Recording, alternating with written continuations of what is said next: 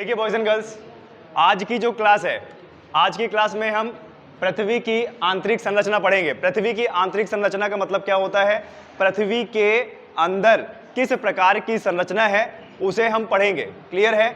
लेकिन उससे पहले आप लोगों को ये समझ में आना चाहिए कि हमारी पृथ्वी में चाहे वह हमारा वायुमंडल हो यानी एटमॉस्फेयर, और चाहे हमारा वो धरती के नीचे हो या भवगर्भ, तो इनमें सब में क्या है, परत बनी हुई है।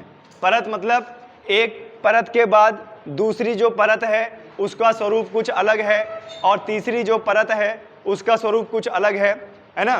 तो ऐसे बहुत सारी परतों को हम पढ़ते हैं। क्लियर है? यहां पर आपको बता दें, जिस तरीके से धरती के नीचे हमारी परत है, धरती के ऊपर भी हमारी परत है। लेकिन जैसे धरती के ऊपर हम देखते हैं तो हमें आसमान दिखाई देता है, रात में वही आसमान हमें काला दिखाई देता है, और हम यहाँ से प्रकाश वर्ष दूर जो आप बोल सकते हो तारे हैं, सितारे हैं, उनको देख पाते हैं ना, है ना। कभी अगर कोई गांव में आपकी अम्मा, दादी माँ या कुछ ऐसे करके अगर कोई बोले कि बेटा मेरी आंखें ठीक करवा दे, तो उनको तारा दिखवा देना, बोलना कि देखो तारा दिखाई दे रहा है कि नहीं। अगर दिखाई दे तो आंखें मत ठीक करवाना। कितना दूर का देखेगी दाई? अब ये बताइए, प्रकाश वर्ष दूर दाई को तारा दिख रहा है तो इसका मतलब दाई नखरे कर रही है ना, जबरदस्ती का आंखें बनवा रही है। भाई किसी को अगर प्रकाश वर्ष दूर का दिखेगा तो मतलब आंख में दिख ही रहा है ना उसको, ये चीज है। अब देखिए, परत की बात करें तो हम धरती में बैठे हुए हमें आसमान के तारे दिख जाते हैं, सूर्य दिख जाता है, और आपको बता दें बहुत सारे ऐसे तारे दिख जाते हैं जो क्लोज भी हैं और दूर भी हैं, लेकिन हमें इनके बीच में परत नहीं दिखती है। परत दिखती है क्या? नहीं। अब परत नहीं भी होने पर इसका मतलब ये नहीं है कि यहाँ पे परत नहीं है, परत है। उसको हम अपने वायुमंडलीय परत बोलते हैं। क्या? पृथ्वी की वायुमंडलीय परत। अभी एक डायग्राम हम बनाएंगे और इस डायग्राम में आपको धरती की परतें और पृथ्वी के धरती के ऊपर की परतें, यानी हम ऐसी परत पढ़ेंगे जिसका घनत्व वो ज्यादा होगा और जिसका घनत्व कम होगा। अगर पृथ्वी के ऊपर हम जाएं, यानी ये वायुमंडल में, तो यहां भी कई प्रकार की परत पाई जाती है, तो यहां पर घनत्व कम होगा, और धरती के नीचे जाते जाएंगे तो जितनी गहराई में जाते जाएंगे घनत्व ज्यादा होता चला जाएगा। यानी अगर पृथ्वी की तुलना करें तो पृथ्वी का आधा भाग हल्का है और आधा भाग भारी है। तो पृथ्वी का कौन सा भाग हल्का रहेगा आप बताएं? वायुमंडलीय भाग। और भारी कौन सा रहेगा? धरती के नीचे का। ठीक है? और इन्हीं के बीच में हम लोग अपनी जीवन क्रियाएं करते हैं। क्लियर है? चलिए,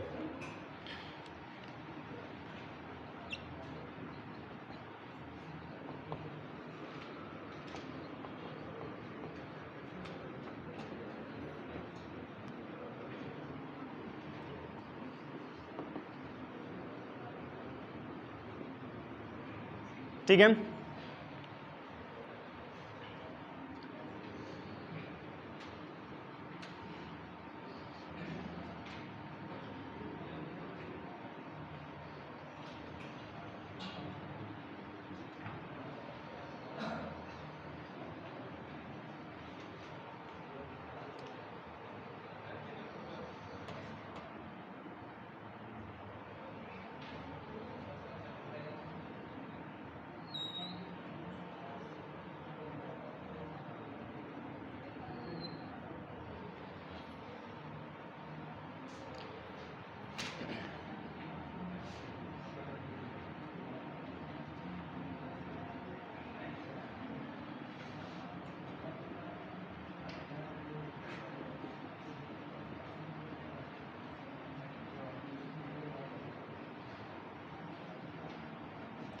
अगर मैं इस तरीके से एक डायग्राम बना रहा हूं जिसमें आपको कुछ ऐसा प्रतीत हो रहा होगा कि देखिए ये पहाड़ है और ये पेड़ है और ये घर है और यहां पर हम अपनी जीवन क्रियाएं कर रहे हैं। ठीक है?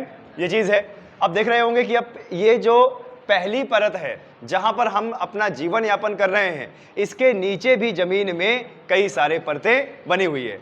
जिस जमीन में, जिस धरती में हम रहते हैं और अपनी जीवन यापन करते हैं, अपनी क्रियाएं करते हैं, उसको बोलते हैं भूपर्पटी। क्या बोलते हैं? भूपर्पटी। भूपर्पटी के नीचे वाली जो परत है उसको बोलते हैं हम एस्थेनोस्फीयर। क्या बोलते हैं? स्फेयर, ठीक है। एस्थेनोस्फेयर के नीचे जो परत है उसको हम बोलते हैं ऊपरी मेंटल। क्या बोलते हैं? ऊपरी मेंटल। क्या बोलते हैं? ऊपरी मेंटल। और ऊपरी मेंटल से नीचे जो मेंटल है उसको हम बोलते हैं आंतरिक मेंटल। क्या बोलते हैं? आंतरिक मेंटल, ठीक है। आंतरिक मेंटल के बाद जो एक और परत आती है ये हमारे है ऊपरी क्रोड। ऊपरी क्या? क्रोड, ठीक है। और नीचे क्या है हमारा? आंतरिक क्रोड। आंतरिक क्रोड, जिसे इंग्लिश में क्या बोला जाता है? कोर। क्या बोला जाता है? कोर। और ये जो पृथ्वी का कोर है, धरती के नीचे ये जो कोर है यह एकदम सेंटर वाली पोजीशन है। कौन सी पोजीशन है? सेंटर वाली। और आपको बता दें ये जो कोर है ये बहुत ही ज्यादा ठोस है और बहुत ही ज्यादा भारी है। और किस अवस्था में है? ठोस अवस्था में है, ठीक है। तो हम टोटल कितनी परतों का अध्ययन करेंगे इसमें? जरा देखिए, ये भूपर्पटी 1 2 3 4 5 और कितना? 6। तो ये तो हमारे पृथ्वी की क्या है? नीचे की परत हो गई, या आप बोल सकते हो कि भौगर्भ की परतें। किसकी?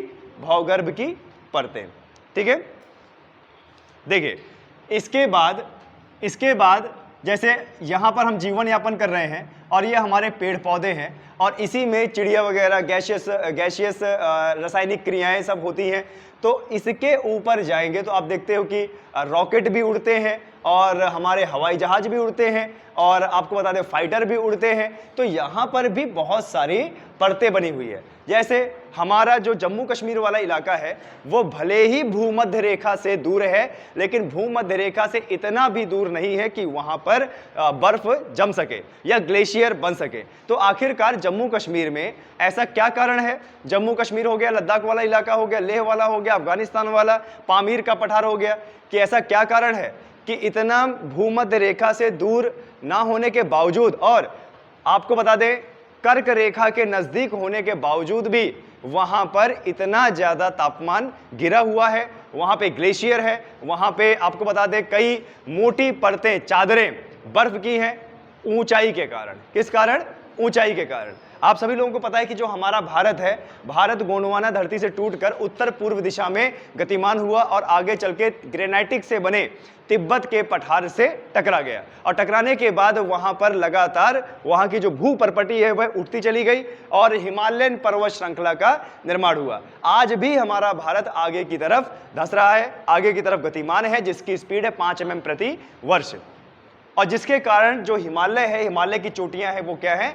बढ़ती चली है। जहां पर मध्य भाग था, जहां पर हमारा भारत तिब्बत से टकराया था और उसका मध्य भाग था, सबसे पहले वो उठा। यही कारण है कि जो महान हिमालय वाली चाप के आकार की जो श्रृंखला है, सबसे बड़े और सबसे ऊंचे पर्वत उसी लाइन में आपको देखने को मिलेंगे। जैसे अब K2 गॉडविन ऑस्टिन है ना, K2 गॉडविन ऑस्टिन, जैसे आपका नंदा देवी, जैसे आपका त्रिशूल, जैसे आपका सागरमाथा किसको बोलते हैं? माउंट एवरेस्ट को। माउंट एवरेस्ट को नेपाल में क्या बोलते हैं? सागरमाथा। आगे चल के जैसे आपका कंचनजंगा है, जैसे आपका नामचा बरुआ है। तो ये सब जो पहाड़ हैं यह विश्व के सबसे ज्यादा ऊंचाई वाले पहाड़ों में आते हैं और इसका कारण क्या है कि जो भूपर्पटी है वह आगे की तरफ सिकुड़ती जा रही है। नीचे की परत यानी नीचे की भूपर्पटी से नीचे वाली परत एस्थेनोस्फीयर में जा रही है और ऊपर की परत जैसे एक चद्दर या कंबल फोल्ड हो जाता है वैसे फोल्ड होके वह ऊपर जाती जा रही है। हमारे पृथ्वी का सिद्धांत कहता है कि कोई भी बॉडी या कोई भी भूपर्पटी अगर ऊपर उठेगी तो ऊपर उठने में सबसे पहले उसका तापमान क्या होगा? कम होगा। और हिमालयन श्रेणी और तिब्बत का पठार और पामीर का पठार इतनी ज्यादा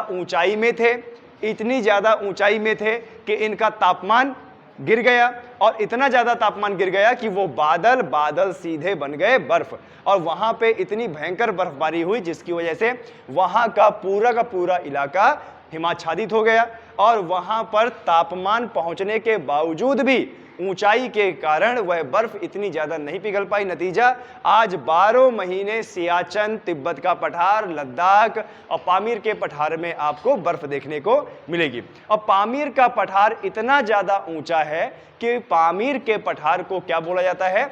विश्व की छत। यानी एक ऊंचाई में एकदम समतल इलाका, समुद्र तल की बहुत ज्यादा ऊंचाई में एक समतल इलाका। अब समतल इलाका छत तो प्लेन ही होती है ना, तो वैसा समतल इलाका लेकिन ऊंचाई में है और बहुत ज्यादा ऊंचाई में है, इसलिए उसको बोला जाता है विश्व की छत। अब क्योंकि मैं बार बार पठार का नाम ले रहा हूं, पामीर का पठार, पामीर का पठार तो बोलते हैं पामीर की गांठ भी बोलते हैं उसको। इंग्लिश में क्या बोलते हैं? पामीर नॉट। नॉट का मतलब होता है गांठ, पामीर की गांठ भी बोलते हैं। गांठ क्यों बोलते हैं? गांठ इसलिए बोलते हैं, इसको ऑन किया था ना, ओके ओके ओके। गांठ इसलिए बोलते हैं क्योंकि जिस तरीके से एक जगह गांठ होती है और अलग अलग दिशा में उसके फुचके लटके होते हैं, उसी तरीके से पामीर का पठार भी एक ऐसा पठार है जिसके इर्द गिर्द अलग अलग दिशाओं में अलग अलग पर्वत श्रृंखला गई है। जैसे भारत की दिशा में हिमालयन पर्वत श्रृंखला, चाइना में त्यानशान पर्वत, पाकिस्तान में सुलेमान पर्वत, अफगानिस्तान में हिंदू कुश पर्वत, उधर उज्बेकिस्तान को भी कई सारे पर्वत गए हैं। और ये ऐसा ऊपर से देखने में ऐसा प्रतीत होता है कि सभी दिशाओं से ये पर्वत आके एक जगह मिले हैं, एक जगह मिले हैं। और जहां पर मिले हैं वहां पर समतल, ऊंचाई में समतल वाली जगह है, ऊंचाई में समतल, इसलिए पामीर का पठार और विश्व की छत कहे जाने वाला पामीर का पठार। आया समझ में? क्लियर है?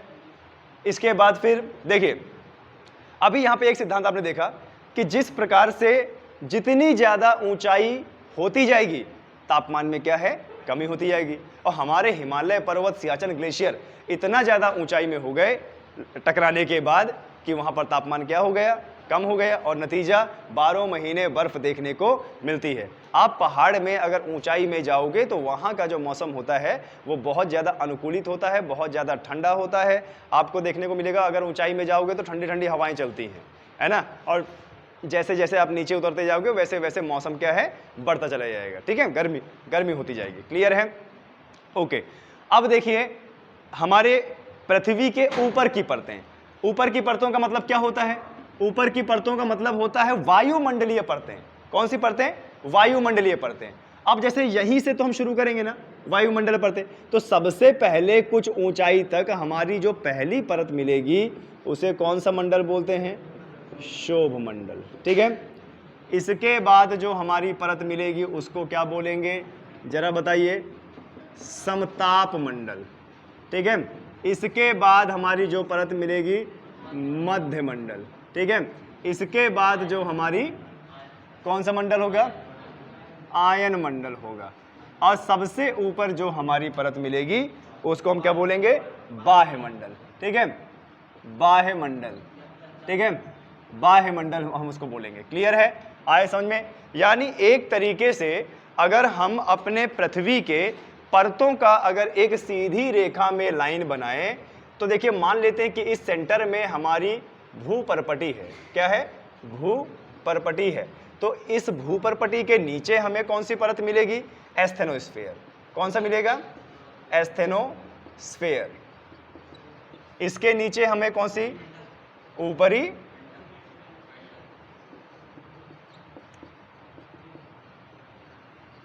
ऊपरी मेंटल। इसके बाद नीचे क्या मिलेगा हमें? आंतरिक मंडल। आंतरिक मतलब अंदर की तरफ, और ज्यादा अंदर की तरफ, आंतरिक मेंटल। इसके बाद हमें कौन सी परत मिलेगी? ऊपरी क्रोड बोलना है, ठीक है। अगर इंग्लिश में बोल रहे हैं तो कोर, क्रोड। और इसके बाद क्या मिलेगा हमें? आंतरिक। यानी पृथ्वी के अगर नीचे जाएंगे तो हमें टोटल कितनी परत मिल रही है? ठीक है। ऐसे तो बहुत सारी परतें होती हैं, आपको बता दें, जैसे जैसे किलोमीटर अंदर बढ़ते जाते हैं बहुत सारी परतें होती हैं, लेकिन हमको वो पढ़ना है जहां पर इन परतों के बीच में हमें वो मटेरियल मिल रहा है ना, उसको भी अभी बात करेंगे। तो देखो भूपर्पटी जहां पर हम अपना, ये यहाँ पे एक इंसान बना देता हूं, मैं खुद हूं ये, ठीक है, ध्यान दीजिएगा। अब इसी के ऊपर हमारा कौन सा मंडल होगा ये बताइए? वायुमंडल होगा ना, वायुमंडल होगा ना। और वायुमंडल में भी बहुत सारी परतें, जैसे सबसे पहली परत हमें मिलेगी कौन सा? जरा बताइए। शोभ मंडल। सबसे पहली परत हमें क्या मिलेगी? क्षोभ मंडल। दूसरा कौन सा है? समताप मंडल। कौन सा? समताप मंडल। तीसरा कौन सा है? मध्य मंडल। ठीक है। चौथा कौन सा है? आयन मंडल। आयन मंडल को ताप मंडल भी बोला जाता है। क्यों? क्योंकि यहां पर तापमान बढ़ता है। इस वाली परत में तापमान क्या है? बढ़ता है। इसको क्या बोलेंगे? आयन मंडल। और सबसे ऊपरी हमारा क्या होगा? बाह्य मंडल। अच्छा, इसके भी ऊपर जाएंगे तो क्या मिल जाएगा फिर? अंतरिक्ष। क्या मिल जाएगा फिर आपको? अंतरिक्ष। और काफी बार ये प्रश्न आया है, काफी बार ये प्रश्न आया है कि अंतरिक्ष में आसमान कैसा दिखाई देता है? काला दिखाई देता है ना? कैसे दिखाई देता है? काला। ठीक है।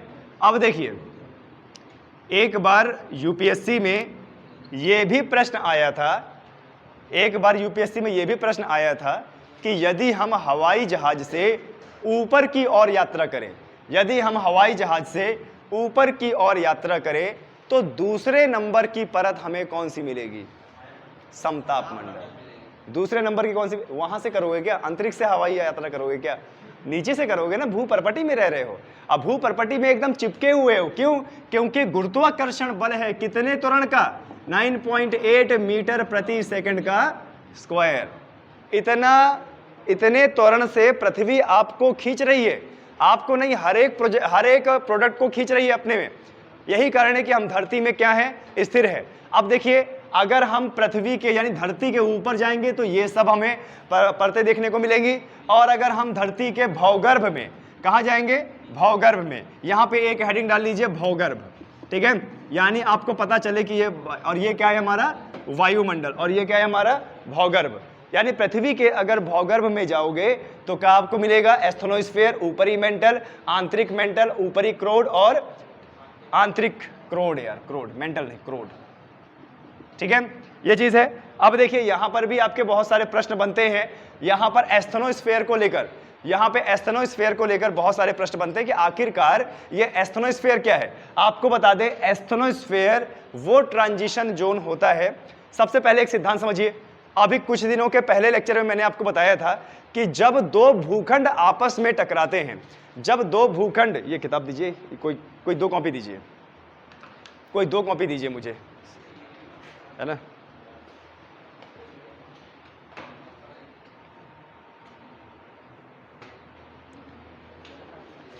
चलिए देखिए, जैसे मान लीजिए ये 2 भूखंड है हमारे, और ये 2 भूखंड जब आपस में टकराएंगे तो इसमें एक हिस्सा होता है जो ऊपर की ओर उठता है और एक हिस्सा होता है जो नीचे क्या है? धंसता है। देखो ये नीचे धंस रहा है ना, ये जमीन नीचे धंस रही है। जो ऊपर उठता है वो होता है भूपर्पटी, और जो नीचे धंसती है वो उसके नीचे वाली परत होती है। और वह नीचे धंसते धंसते कहाँ चली जाती है? एस्थनोस्फीयर में। एस्थनोस्फीयर में ट्रांजिशन जोन होता है, और ट्रांजिशन जोन का मतलब जहां पर वो धरती ऊपरी मेंटल में मिल रही होती है। यानी वो धरती कुछ इस तरीके से, जैसे मान लीजिए कि ये पर्वत है ना, तो पर्वत कैसे बना होगा? जब ये टकराए होगी जमीन, और इसके नीचे की जो जमीन है, इसके नीचे की जो जमीन है वो क्या है? धंसती चली जाएगी, और एक तरफ से जमीन उठेगी और यहाँ पर एक तरफ से धंसती चली जाएगी। ये धंसेगी, धंसते हुए कई सालों में या कई लाखों सालों में कहाँ जाएगी? एस्थनोस्फीयर में। और एस्थनोस्फीयर में जब यह ऊपरी मेंटल से मिलेगी तो यही होता है हमारा ट्रांजिशन जोन। कौन सा जोन? ट्रांजिशन। ट्रांजिशन जोन का मतलब जब यह ठोस से धीरे धीरे तापमान की वृद्धि की वजह से धीरे धीरे ठोस से किस में बदल रही होगी? तरल में। किस में बदल रही होगी? तरल में। आया समझ में?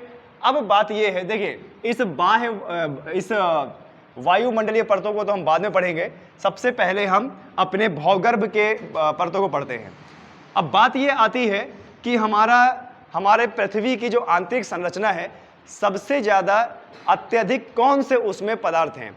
और आपको बता दें, हम अगर धरती के नीचे ड्रिल करेंगे या धरती के नीचे जाएंगे तो हमें क्या मिलेगा? देखिए आपको बता दें, भूपर्पटी से लेके ऊपरी मेंटल तक हमें मिलेगा क्या? सियाल। क्या मिलेगा? सियाल। क्या मिलेगा? ये आ रहा है ना, कैमरे में आ रहा है ना, ये देखो यहाँ पर आ रहा है। हमें क्या मिलेगा? सियाल। अच्छा, सियाल मतलब SI प्लस AL। सियाल मतलब क्या है? SI plus Al। अच्छा, Si प्लस Al का मतलब क्या? तो सिलिकॉन प्लस एल्यूमिनियम, ठीक है, सिलिकॉन प्लस एल्यूमिनियम। और उसके नीचे जाएंगे तो हमें क्या मिलेगा? उसके नीचे अगर हम जाएंगे तो हमें मिलेगा क्या? सीमा। क्या मिलेगा? सीमा, यानी Si प्लस Ma, यानी silicon plus silica plus magnesium. आए समझ में? और जो ये आंतरिक मेंटल है ना, ये ऊपरी मेंटल के नीचे ये आंतरिक मेंटल ये पूरा तरल अवस्था में है। ये क्या है? ये पूरा तरल अवस्था में है। और तरल अवस्था का मतलब एकदम पानी जैसा, एकदम इतना ज्यादा लिक्विड। तो क्या हम ये नहीं बोल सकते कि जो हमारा सियाल है वह सीमा के ऊपर तैर रहा है? जो हमारा सियाल है वह सीमा के ऊपर तैर रहा है। और सीमा क्या है? सिलिका और मैग्नीशियम की अधिकता जहां पाई जा रही है। जिस जोन में पृथ्वी के नीचे, जिस जोन में सीमा यानी सिलिका और मैग्नीशियम की अधिकता पाई जा रही है, वही चीज है। और ये कौन से स्टेट में है? तरल अवस्था में है, ठीक है। और इसी को बोलते हैं मैग्मा। इसी को क्या बोलते हैं? मैग्मा। यही मैग्मा जब भूकंपीय विस्फोट या बोल सकते हो ज्वालामुखी क्रियाओं की वजह से बाहर आ जाए तो यही मैग्मा को क्या बोला जाता है? अगर यही मैग्मा ज्वालामुखी के कारण बाहर आ जाए तो इसी को क्या बोला जाएगा? आप बताइए। लावा। और ये लावा जब ऊपर के तापमान से सूख जाएगा तो इससे क्या बनेगी? चट्टान। तो लावा से बनने वाली जो प्रथम चट्टान होती है वह कौन सी होती है? आग्नेय चट्टान। कौन सी चट्टान? आग्नेय चट्टान। क्लियर है? आया समझ में? इसके बाद देखिए, सीमा से भी आप अगर नीचे जाओगे तो यहां पर आपको मिलेगा नीफे यानी Ni प्लस Fe। Ni मतलब निकल और Fi मतलब आयरन।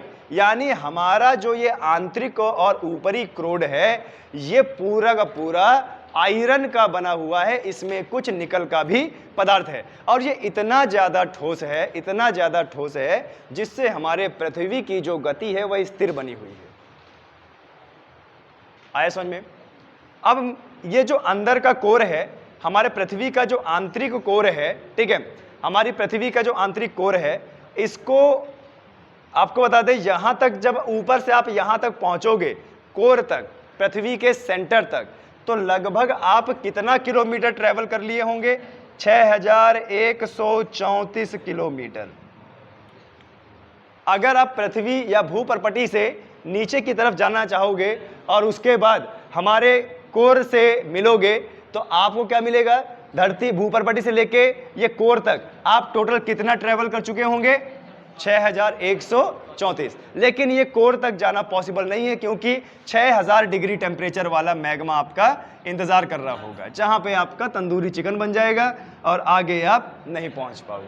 क्लियर है? अब देखिए, आपको एक चीज बता दें, जैसे धरती के ऊपर अगर आप जाते हो तो तापमान में क्या होगी? गिरावट।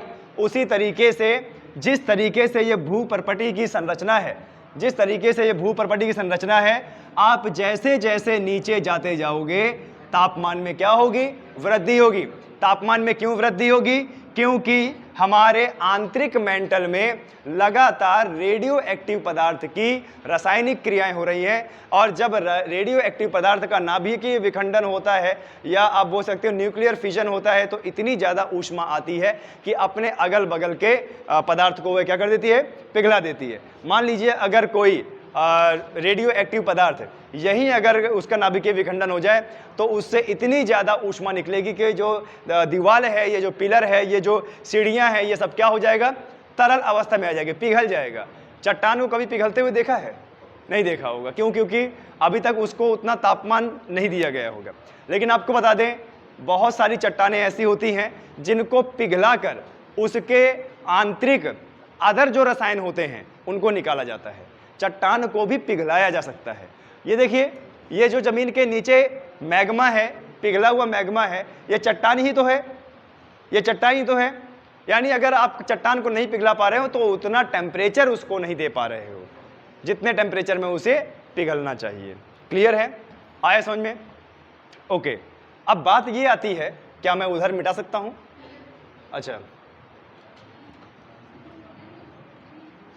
नहीं तो अभी तक कर क्या रहे थे? कहानी सुन रहे थे क्या? सत्यनारायण की कथा चल रही है क्या यहाँ पे? है तुमको लग रहा है कि सावन चल रहा है तो एकेडमी में जो है चल रही होगी सत्यनारायण की कथा, है ना? हाथ जोड़ के बैठा करो ऐसे करके। क्लियर है? आप देखिए बॉयज एंड गर्ल्स, आप अधिकारी बनने का तैयारी कर रहे हैं, जब क्लास के अंदर बैठे हैं तो आपका मस्तिष्क और आपका पेन चलना चाहिए। क्लियर है? इतना टाइम नहीं होता है किसी के पास।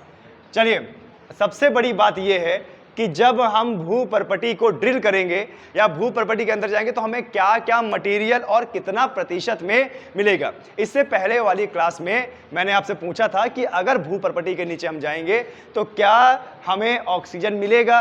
क्या भू परपटी के अंदर ऑक्सीजन होता है? बिल्कुल होता है। सबसे ज्यादा पदार्थ तो वही है। सबसे ज्यादा पदार्थ क्या है?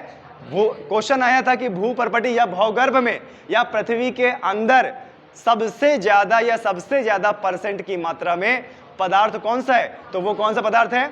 ऑक्सीजन। लेकिन ऑक्सीजन के भी सिवा बहुत सारे पदार्थ हैं, उनका एक परसेंटेज है। मैं चाहूंगा कि मैं वो परसेंटेज यहां पे लिख रहा हूं, आप लोग भी लिखें, ताकि ज्योग्राफी का अगर ऐसा क्वेश्चन आगामी उत्तर प्रदेश पुलिस या पेट या यूपी ट्रिपल एस किसी में भी आए तो आप उसको कर पाओ। और आपको बता दें, डीप नॉलेज, हर विषय की डीप नॉलेज आपको सिलेक्शन ही नहीं बल्कि आपको ज्ञान भी देती है। क्लियर है? क्योंकि आगे चल के अगर कोई आपका भाई बहन होगा या जूनियर होगा और मान लीजिए आपसे पूछ लिया तो क्या करोगे? सोचोगे कि उसको बताओगे? बताएंगे ना, ये चीज है। क्लियर है? जो अधिकारी बनता है ना दोस्त, तो वो अपने आप में संपूर्ण सर्वगुण संपन्न होता है। उसे इतिहास भी आता है, उसे ज्योग्राफी भी आता है, विज्ञान भी आता है, डिसीजन मेकिंग भी आता है, सब चीज आता है उसे, है ना? आप ही बताइए, यहाँ पे आपको अलग अलग टीचर पढ़ा रहे हैं, लेकिन आप एक ऐसे व्यक्ति जिसके अंदर सभी ज्ञान भरता चला जा रहा है कि नहीं? जो लेवल आपको यहाँ पढ़ाया जा रहा है उतना ही लेवल आप अपने जूनियर को पढ़ा सकते हैं कि नहीं पढ़ा सकते? तो आप अपने आप पे सर्वगुण संपन्न हुए कि नहीं? फिर उसी का हो जाता है टेस्ट, उसी का हो जाता है टेस्ट, और उस टेस्ट में अगर आपका ज्ञान खरा उतरा तो आपको मिल गई नौकरी, यानी सोने पर सुहागा। अच्छे खासे दहेज के हकदार बन गए आप लड़के लोग, है ना? चलिए, तो देखो कौन कौन से, पहली बात तो कौन कौन से तत्व बन गए और उनका भार, भार या मात्रा किसमें? प्रतिशत में। भार या मात्रा किसमें? प्रतिशत में, है ना? देखिए, मैं भू परपटी के नीचे की बात कर रहा हूं, भू परपटी के नीचे की बात कर रहा हूं कि भू परपटी में आपको क्या क्या मिलेगा, कौन कौन से तत्व मिलेंगे। तो पहला तो आप जो है ऑक्सीजन कर लीजिए। ओ किसका फॉर्मूला होता है? तो 46.60% क्या मिलेगा आपको? ऑक्सीजन। SI किसका होता है? सिलिका। सिलिकॉन में क्या? 27.72%। इसके बाद Al किसका होता है? एल्यूमिनियम। कितना मिलेगा आपको? 8.13%। इसके बाद Fe किसका होता है? लोहा। लोहा मिलेगा आपको 5.00%। ठीक है? उसके बाद Ca क्या होता है? कैल्शियम। Ca क्या होता है? कैल्शियम 3.63%। और उसके बाद Na क्या होता है? सोडियम। ये मिलेगा आपको 2.83%। और उसके बाद है K क्या होता है? पोटेशियम। पोटेशियम किसका होता है?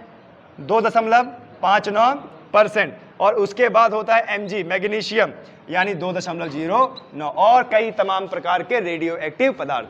सिलिका भी अपने आप में क्या रेडियो एक्टिव पदार्थ है क्या? है ना?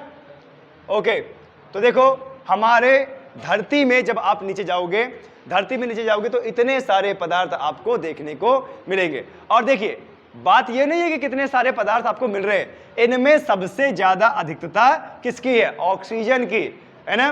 किसकी अधिकता है? ऑक्सीजन की। और आपको बता दें, जैसे जैसे जैसे जैसे आप धरती के नीचे जाते जाएंगे तो धरती के नीचे आपको रूपांतरित चट्टानें मिलती जाएंगी। कैसी चट्टानें? रूपांतरित। अच्छा, रूपांतरित या कायांतरित, है ना? जिनकी काया पलट गई है। अगर आप यहाँ पे अच्छा से पढ़ते हो, ठीक है, अच्छे से पढ़ते हो। अच्छा, ये बताइए, आप लोग जब एकेडमी में आते हो तो किसी प्रकार का प्रेशर महसूस करते हो? नहीं करते होंगे? करते होंगे। कैसा प्रेशर? जाना नहीं है क्लास में, क्लास से कहीं टेस्ट देना है, बिना टेस्ट दिए नहीं जाओगे, नहीं तो देख लेंगे अगले दिन हम आपको, है ना? ना चाह के भी आप लोगों को करना पड़ता होगा। तो आज तो भले ही ना चाह के है, लेकिन कल इससे आपकी काया पलट जाएगी, आप एक सरकारी अफसर हो जाओगे, है ना? तो आपने एक चीज सीखा, जब किसी वस्तु के ऊपर प्रेशर पड़ता है तो उसकी काया में या उसके संरचना में कुछ बदलाव आता है। रूपांतरित चट्टान वो होती है जिसके ऊपर धरती का तापमान और धरती का प्रेशर पड़ा है। नतीजा, वो प्रेशर पड़ने की वजह से इतनी ज्यादा ठोस हो गई है और उसके पार्टिकल इतने ज्यादा क्लोज हो गए हैं कि वो भारी भी हो गई है और मजबूत भी हो गई है। आपको बता दें, जो रूपांतरित चट्टान होती है वह इतनी ज्यादा स्ट्रांग होती है कि आप उसको हथौड़े से भी नहीं तोड़ पाएंगे। आपने देखा होगा देवांगना घाटी में ऊपर की ओर जो चट्टानें हैं, उस चट्टानों को हाथ से भी तोड़ सकते हो, है ना। भुरभुरी चट्टान है, आप उसको हाथ से भी तोड़ सकते हो। ऐसा क्यों? वो तो चट्टान है, लेकिन हाथ से क्यों टूट रही है? क्योंकि उस चट्टान को इतना ज्यादा प्रेशर नहीं मिला है। जिस चट्टान को धरती के नीचे अच्छा खासा प्रेशर मिलता है, आप उसको हथौड़े से भी नहीं तोड़ पाओगे। क्यों? क्योंकि उसका घनत्व बहुत ज्यादा है। घनत्व कहां से आया? प्रेशर से। अब प्रेशर से कहां से आया? धरती के भार से। यानी जमीन के नीचे कई हजार फुट नीचे जो हमें चट्टानें मिलेंगी, उसमें धरती का इतना ज्यादा प्रेशर है कि वह रूपांतरित चट्टानों में बदल गई हैं। और रूपांतरित चट्टानें बदल गई मतलब घनत्व बहुत ज्यादा है। यहां से हमने ये चीज सीखा कि धरती के नीचे अगर जाते जाएंगे तो घनत्व क्या है? बढ़ता है। घनत्व क्या होता है? बढ़ता है। और इतना ज्यादा घनत्व बढ़ जाता है कि आपको बता दें, ये पूरी धरती हमारी इस आंतरिक मेंटल के ऊपर तैर रही है। और वो जो तैर रही है उसका हमें पता नहीं लगता कब तक, जब तक कोई भूकंप या ज्वालामुखी ना फट जाए। आए समझ में? क्लियर है? ओके। तो तत्व में सबसे ज्यादा देखिए, हम आज देखिए कितना लोहा देखते हैं, जमीन से कितना लोहा निकलता है। लोहा का ब्रिज, लोहे का हथौड़ा, लोहे के गहने देखे आप लोगों ने? नहीं देखे? लोहे के गहने नहीं होते क्या? पहले जब उत्तर वैदिक या वैदिक काल में लोहे की खोज हो गई थी तो लोहे के अंधाधुंध गहने बने थे, है ना। सगरी किसकी होती है? लोहे की होती है ना। फिर आप देखो इस दुनिया में कितना लोहा निकलता जा रहा है। और अगर पूरे पृथ्वी की बात करें तो लोहा मात्र कितना है? 5%। तो अभी आप बता दो, धरती के नीचे तो अभी बहुत लोहा है।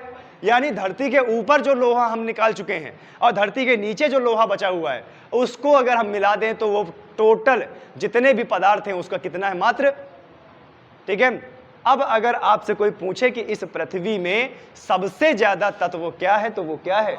ऑक्सीजन। कभी कभी सवाल ये भी पूछा गया है कि ऑक्सीजन के बाद दूसरा ऐसा पदार्थ क्या है जिसकी अधिकता बहुत ज्यादा है?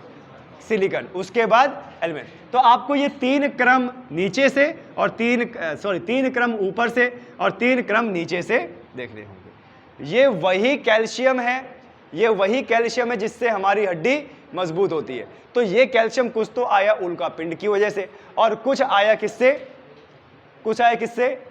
डायनासोर से, है ना। डायनासोर की हड्डियों से या फॉसिल से या जीव से। आया समझ में? उनका भी कुछ है। हमको भी अगर हजारों, अरे इसको भगाओ यार, इसका भी एडमिशन हो रखा है क्या? अच्छा हुआ ये चाइना नहीं है, नहीं तो बेचारा जा नहीं पाता, है ना। क्यों? अच्छा हुआ ये हमारा देश चाइना नहीं है, नहीं तो आपको बता दें ये नहीं निकल पाता यहां से जिंदा। निकल पाता क्या? पता नहीं कौन सी हमारी लड़की लेके भाग जाती इसको। हाँ? ओके, चलिए, बहुत अच्छी बात है, ये आप लोगों ने देखा। अच्छा, अब आपके मन में ये भी सवाल आना चाहिए कि सर जो ये भूपर्पटी की आप बात कर रहे हो, तो कितने किलोमीटर तक हमें भूपर्पटी मिलेगी? कितने किलोमीटर तक हमें भूपर्पटी मिलेगी? आपको बता दें, बहुत सारे विद्वान बोलते हैं कि सर जहां पे हम खड़े हैं इसके नीचे से 30 किलोमीटर तक भूपर्पटी मिलेगी। कुछ बोलता है 50, कुछ बोलता है 120, कुछ बोलते हैं 200। तो हमने एक औसत ले लिया है, औसत कि जमीन से नीचे 100 किलोमीटर तक आपको भूपर्पटी मिलेगी। जमीन से नीचे यानी जहां पे ये हम खड़े हैं, इससे नीचे कहां तक? 100 किलोमीटर तक आपको भूपर्पटी देखने को मिलेगी। उसके बाद क्या जाएगा? हमारा एस्थेनोस्फीयर। उसके बाद उत्तरी मंडल। अच्छा, ये एस्थेनोस्फीयर और आंतरिक, समझिएगा, ध्यान से देखिएगा, ये पृथ्वी की परतें हैं ना। एस्थेनोस्फीयर और आंतरिक मेंटल के बीच में कौन सी परत है? ऊपरी मेंटल ना। यही है ट्रांजिशन जोन। यहां पर धरती का चट्टानों का स्वरूप ऐसा है कि ना तो यह पूरी तरह पिघली अवस्था में है और ना तो पूरी तरह सूखी, यानी ये धीरे धीरे पिघल रही है ना। आप ही बताइए, डालडा को, डालडा नहीं, रिफाइंड भी नहीं, नहीं डालडा ही कर लो, डालडा ही कर लो। डालडा को एकदम से अगर कढ़ाई में डाल देंगे तो क्या एकदम से खराब होता है क्या? नहीं, धीरे धीरे होता है ना, फिर भी जो उसकी पूरी बॉडी होती है हल्का सा वो लचीला हो जाता है। तो वैसा माहौल आपको कुछ आंतरिक मेंटल में देखने को मिलेगा। और फिर यहाँ की मिट्टी, यहाँ की चट्टान, यहाँ के पदार्थ जब एकदम तरल अवस्था में हो जाएंगे तो वह ग्रेविटी की वजह से कहाँ आ जाएंगे? मेंटल में। और यहाँ का मैग्मा बढ़ा देंगे, और यहाँ का मैग्मा बढ़ा देंगे तो मैग्मा के चैम्बर में इतना ज़्यादा प्रेशर आ जाएगा कि वो कहीं ना कहीं से निकलने की कोशिश करेगा, और जहाँ से निकलने की कोशिश करेगा अगर वह हमारे भूपर्पटी के ऊपर आ गया तो कहलाएगा ज्वालामुखी, अगर वह अंदर ही कहीं जम गया तो कहलाएगा सिल। क्या कहलाएगा? सिल। अगर वो पृथ्वी के, भाई पृथ्वी के अंदर ही बहुत सारी जगह होती है, अगर वो पृथ्वी के अंदर ही जम गया तो कहलाएगा सिल, और अगर पृथ्वी के बाहर आ गया और सूख गया तो कहलाएगा चट्टेन। और कौन सी चट्टान? आग्नेय चट्टान। काफी बार ये प्रश्न आया है कि ज्वालामुखी के उद्गार के बाद, लावा सूखने के बाद जो पहली चट्टान बनती है वह कौन सी होती है? और अंतिम चट्टान रूपांतरित चट्टान, है ना? कौन सी? रूपांतरित चट्टान। अच्छा, अवसादी चट्टान और रूपांतरित चट्टान के बीच में कौन सी चट्टान बनती है? अवसादी चट्टान, बिल्कुल सही, अवसादी चट्टान। कौन बोला? तुम बोली अवंतिका, तुम थोड़ा जोर से बोला करो, खाना वाना खा के नहीं आती हो क्या? ऐसा बोलती हो, मेरे से अंदर से बहुत दया आती है मेरे को। बताइए, बेचारी लड़की 6 बजे तक रुकेगी, पढ़ेगी, है ना, खावा क्या है करो अच्छे से, क्लियर है? नहीं तो मेरा टिफिन शेयर कर लिया करो आप। ओके, चलिए, बहुत अच्छी बात है। कौन चट्टान बनेगी? अवसादी चट्टान।